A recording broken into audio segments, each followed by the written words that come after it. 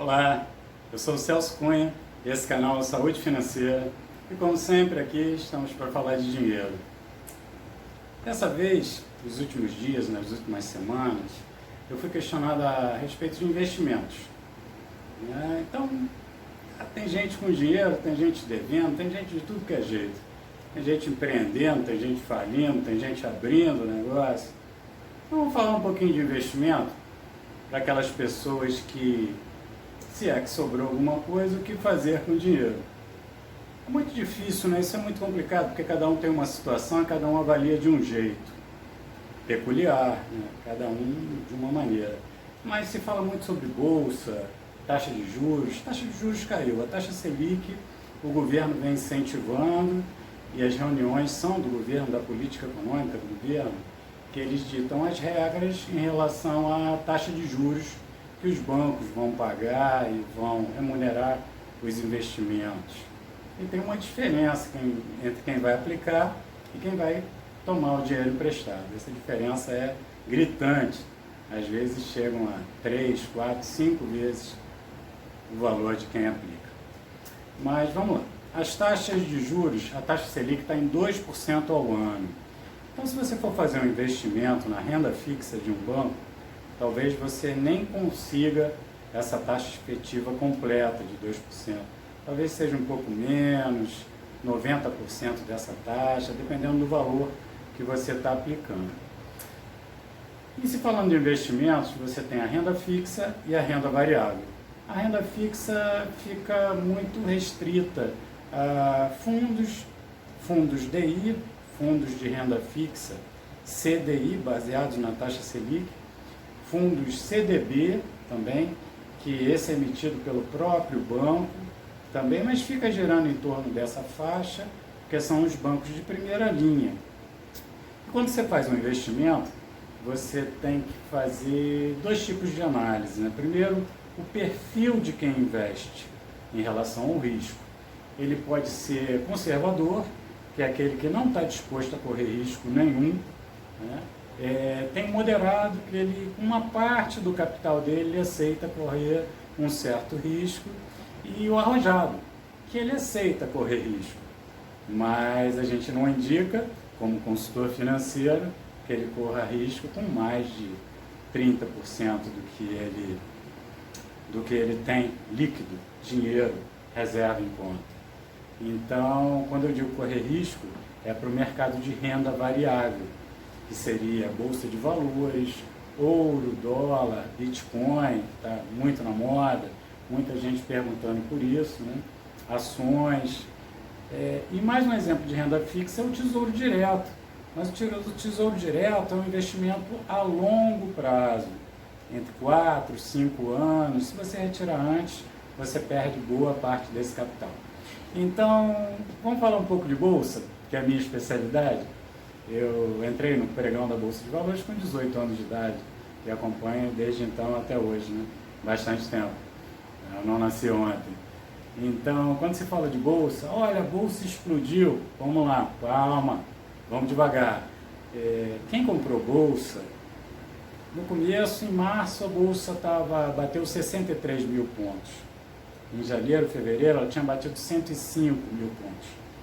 Então ela caiu para 63 mil e agora, nos últimos dias, em janeiro de 2021, ela bateu 125 mil pontos, ou seja, de 63 mil para 125 mil, praticamente ela dobrou de tamanho. Quando fala que se dobrou de valor, nós estamos nos referindo ao índice da Bolsa de Valores, ou seja, Ibovespa, que é uma carteira teórica. Pega-se 60 ações mais negociadas e tira-se a média das oscilações, é a média ponderada das oscilações desde então. E dia a dia esse índice vai sendo alterado. Então, para quem comprou 63 mil, ótimo, né? Teve um ótimo resultado, nada rendeu tanto quanto isso. Mas para quem estava comprado a 5 mil e sofreu nessa queda, aguentando até 63, está ganhando um pouquinho aí, né? Coisa de uns 15%, que é uma boa remuneração também. Mas quanto custou esse sofrimento? Então isso tem que pesar também. Falando um pouquinho de dólar, né? O dólar começou o ano de 2020 a 4 e pouquinho, né? E ele subiu e chegou a bater R$ 6 por $1. E todo mundo falou, não, o dólar é para comprar, que isso vai explodir. E ele caiu de novo e fechou a 5,20. Então, em se falando de dólar, você tem dívida em dólar, você tem investimentos em dólar, você está programando uma viagem para o exterior, a passagem vai ser paga em dólar, porque senão é uma mera especulação, como outra qualquer, como o Bitcoin. Qual é a maneira que você vai decidir investir em Bitcoin? Especulativo. Só isso, você não tem controle nenhum sobre a oscilação do Bitcoin, que chegou a cair 40%, depois subiu de novo. Mas isso tudo é especulação, é renda variável, é coisa para, se você decidir colocar, se você for um investidor moderado ou arrojado, pegar entre 10% e 30% e começar a estudar primeiro o mercado. No caso da Bolsa de Valores, as ações que você pretende, o segmento, eu acho que esse segmento vai dar bons frutos, né? Normalmente a gente indica ações que paguem bons dividendos, porque mesmo que a ação caia de preço, a cotação dela caia, você recebe bons dividendos dessas empresas. E tem um histórico de boas empresas que pagam bons dividendos até 2 vezes ao ano. Isso é bem interessante. Então a gente falando de investimento, renda fixa, renda variável, a renda variável subdivide em outras, né? Eu não poderia deixar de falar também dos fundos imobiliários, né? Os fundos imobiliários deram um boom, subiram bastante, dobraram de preço, depois caíram e agora estão se recuperando. Também a renda variável, ele não garante quanto você vai ganhar no final do período, nem tem um período pré-determinado. Você vai solicitar retirada e vai retirar, vender as suas cotas de um fundo, você compra cotas de um fundo. E alguns fundos de investimento, eles têm o foco no imobiliário, outros em shopping centers, né? Com essa pandemia o negócio acabou ficando trêmulo, né? Ficou o clima tenso e muitas lojas fechando, os locatários devolvendo aos locadores, né? Que no caso os fundos de investimento. Então o negócio também ficou meio esquisito. Mas investir, para quem aceita uma parte do risco, investir em fundos imobiliários também é indicado. Então, quando a gente fala de um investimento conservador, renda fixa. Agora, o que a gente precisa, depois de definir o perfil da pessoa, é um tripé, entendeu? Que é rentabilidade, segurança e liquidez, para que você possa investir. Você precisa decidir isso, o que você está disposto a suportar. Né? Rentabilidade é quanto vai render o teu investimento. E você precisa ter um prazo para isso. Vou precisar do dinheiro? Não vou precisar? Ele está a longo prazo ou não? Quanto tempo, em média, a gente pode dispor desses valores para que possa investir nele mais tranquilo, né? Com um prazo, com um horizonte a fundo. Rentabilidade, quanto ele pode render ou qual o histórico de rentabilidade dele nos últimos 6 meses, 12 meses, 24, 36 meses, para que você possa comparar e ter também uma expectativa em relação a isso. E a segurança, né? Quem é que te dá, quem é que garante a segurança disso, de que não vai falir, né? E se falir, como você resgata ou tenta resgatar? Então, esse tripé, você tem que ter como sobre a sua mesa, como análise: rentabilidade, segurança e liquidez. Primeira coisa, o perfil, definir o perfil do investidor, né? Que no caso de uma empresa, que ele precisa aplicar o caixa dele, que está comprometido futuramente, ou seja, o capital de giro que pode ser usado a qualquer momento, então ele precisa investir a curto prazo. Não vai deixar numa caixa de sapato, que também não vai render nada. Então deixa no banco e aplicado num fundo de renda fixa ou um CDB, que a partir da primeira semana, segunda, ele passa a ser diário o rendimento, ele pode retirar a qualquer momento, imediatamente, usar e depois devolver. Vai render muito pouco é melhor do que nada. Né? Eu vou aqui explanar o que aconteceu em 3 consultorias, né, em 3 consultas que me fizeram pelo canal, pelo Saúde Financeira, que se você puder, se inscreve no canal, que sempre tem uma novidade para você, a gente vai estar sempre atualizando. Um profissional de educação física, personal trainer, estou em contato, falou, poxa, gostei do canal e tal, eu recebo R$2.000 por mês, e eu queria saber sobre investimentos, você pode me orientar a respeito? Sim, você tem alguma dívida? Ele tem. Essa dívida está equacionada? Mais ou menos, então equacione essa dívida dentro das suas possibilidades. Procure o credor, converse com ele, fala, olha, eu posso te pagar R$100, R$200 por mês, e essa dívida já fica equacionada dentro das suas possibilidades. Você já coloca ali no seu orçamento mensal e vai tocando até eliminá-la completamente. Negocie os juros, se é que se paga juros, né? Porque na verdade a pessoa quer mais receber do que você pagar. Então o que é um acordo? Um acordo, cada um abre mão de uma parte para chegar no entendimento mútuo das partes. Então, partindo desse acordo, eu sugiro que você tenha uma segunda fonte de renda e receita, porque até esse mercado, você oferecendo seus serviços como personal, isso é muito instável e isso oscila, né? E no mês que o teu aluno, cliente viajar, talvez você fique sem receita ou não tenha um outro. Então, eu sempre digo que uma segunda fonte de receita é muito bem-vinda, que essa segunda fonte também pode compor as tuas reservas. Que é a primeira coisa, eliminar as dívidas. Para você sair do buraco, a primeira dica para você é parar de cavar.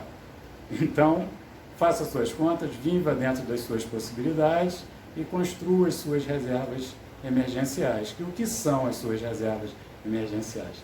3 vezes o teu custo fixo mensal. Então, você vai ter ali um investimento, que eu vou indicar agora onde é que você vai fazer isso, referente a 3 meses do teu custo fixo. Então, se a pessoa, no caso, ganha R$2.000 e está gastando R$2.000, tenta reduzir um pouco esse custo, né, em 10%, cai para R$1.800. Se ele consegue reduzir para R$1.800, ele já consegue guardar R$200. Se ele conseguir uma nova fonte de receita, que gere, vamos supor, mais R$1.000 por mês, no final de um ano, ele vai ter ali, miseravelmente, tranquilamente, ele vai ter R$1.500 ali, entendeu? Então, R$1.500 por mês, né? Se a gente multiplicar isso aí por 12 meses, que é 200 do primeiro, mais 1.000 do segundo, 1.200, ele vai ter aí coisa de uns R$15.000 guardado. E esse já é uma boa fonte de receita, ele já superou as reservas emergenciais de 3 meses, já está partindo para 6, 7, 8, 1 ano. Então a gente já pode pensar em investimentos. Mas aí tem um item, né, que foi uma segunda consulta que eu recebi. Professor, como é que eu faço? Como é que é esse negócio de CDB, CDI? Vamos lá. Estamos falando de fundos. Então, se você, como pessoa física, como profissional liberal, você tem algum dinheiro guardado, vamos fazer as contas. Você tem uma conta corrente bancária? Quanto custa essa tarifa? Quanto o banco te cobra de tarifa por mês? Porque se ele te cobrar R$40 de tarifa, num ano você está pagando de tarifa R$480. Se a rentabilidade de um fundo desse for 100% da taxa Selic, que hoje é 2% ao ano, tá? Então em um ano, se você investir R$10.000, você vai receber de remuneração R$200. Só que você pagaria 480 de tarifa. Olha que coisa, você estaria investindo seu dinheiro num fundo e no final de um ano você estaria perdendo dinheiro, porque você pagou a tarifa de R$40 por mês e daria 480, então no fundo você perderia, num fundo de um ano, você perderia, o poder de compra perderia realmente R$280 em cima dessa tarifa que você pagou para esse banco. Ainda tem um outro fator que é complicador também, que é a inflação, que está girando entre 4 e 4,5 ao ano. Então, na inflação, o dinheiro perde o poder de compra. Então, o que acontece? Vamos supor que a inflação seja 4%, e vai gerar entre isso. Está girando entre isso, 4 e 4,5. Ainda não saiu, mas é em torno disso. Então, de R$10.000, se você perdeu 4%, você perdeu R$400. mais R$280 que você teria perdido numa aplicação de R$10.000 devido às tarifas bancárias. Você teria, no final de um ano, perdido o poder de compra, ou perdido literalmente R$280, mais o poder de compra de R$400, você teria um prejuízo de R$680. Professor, mas o que eu faço? Deixo o dinheiro em casa? Não, você tem a opção de investir numa caderneta de poupança que rende 70% da taxa Selic. Isso já é uma norma, já é uma lei que foi decretada no governo Dilma, né? E rende menos, sim, mas não pode cobrar tarifa. Então, embora renda menos, você vai sofrer também o fator inflação sobre o dinheiro, mas não o fator tarifa bancária. Então, poxa, mas a caderneta de poupança sempre tem uma rentabilidade pior. Sim, mas faça a conta completa. E esse é apenas o início da coisa, né? Esse é o teu fundo, a tua reserva emergencial. É aquilo que vai ficar retido ali caso você precise. Então, a partir desses 3 meses, sem pagar essa tarifa, se você começa a crescer esse volume de reservas, é interessante a gente trabalhar também um tesouro direto, que paga o dobro dessa taxa, às vezes até o triplo, mas é a longo prazo, um dinheiro que você não pode precisar, porque se você tiver que resgatar, você vai ter que deixar uma boa parcela dele lá como imposto. E para você vender a sua cota e resgatar esse dinheiro imediatamente, vai arder um pouco. Então, pensa nisso. Você precisa do prazo e precisa fazer crescer o teu montante e ficar atento aos investimentos, às oportunidades que surgem. Porque 2% ao ano, qualquer coisa que você faça que não seja de renda variável, né? Qualquer investimento que você faça, real, em produção, eu estou dizendo, você ganha muito mais do que isso. Então fique atento. Eu costumo dizer que, até fazer uma pergunta, sapo corre? Não. Sapo voa? Não. Sapo rola? Não. Sapo pula. Então fica atento. E assim que você encontrar a tua oportunidade, pula em cima dela, dá teus pulos, analisa e sempre mantendo a sua reserva emergencial ali. Não mexa nisso, porque você pode precisar de um momento para o outro. E fazer o dinheiro trabalhar para você. Quem sabe entrar de sócio em algum negócio que tem que ser analisado antecipadamente. Uma outra pergunta, até de um militar da reserva, ele falou, olha, eu já fui empreendedor, já tive um negócio, não quero mais abrir empresa, o que você me sugere? E aí, identificando o perfil dele, que é um perfil moderado, o que eu indiquei? O tesouro direto, a longo prazo, um fundo DI, um fundo CDB também, com parte do dinheiro, que ele tinha um montante considerável, tesouro direto que eu já falei, um fundo imobiliário, uma parcela, e um pouco de ações também, ações que paguem bem dividendos. E para quem comprou, é sempre interessante, quando você entra bem em bolsa, as coisas ficam mais fáceis, mais tranquilas. E na medida que ela vai subindo, você pode abrir mão de uma parte e já reservar, abrir aquilo ali, reservar e já atualizar como lucro e não deixar que o prejuízo, que no caso de uma queda, supere esse lucro que você adquiriu. Então, quando se vai jogar num cassino, a pessoa pega e separa, esse dinheiro eu vou me divertir, e vai para o cassino. Quando ele resgata aquilo, vai para o bolso. Se ele perder, ele perde só o lucro. E eu indico que isso seja feito também em bolsa. E bolsa, quando bolsa sobe, qualquer coisa que você comprar vai subir. Tem um monte de trader aí dando dicas, o caminho do ouro, o mapa do tesouro, não é nada disso. E quando a bolsa caiu? As pessoas se reservaram o direito do silêncio, mas o grande operador, ele opera na alta e na queda. Esse canal Saúde Financeira, eu espero ter ilustrado aí alguma coisa para vocês, ter indicado um caminho mais seguro para cada tipo de perfil, cada tipo de investimento. Eu sou o Celso Cunha e se você gostou, se inscreve no canal, dá um like aí. Se tiver alguma dúvida, escreve aí embaixo, vou ter prazer em te responder. Saúde Financeira, Celso Cunha, vamos falar de dinheiro? Os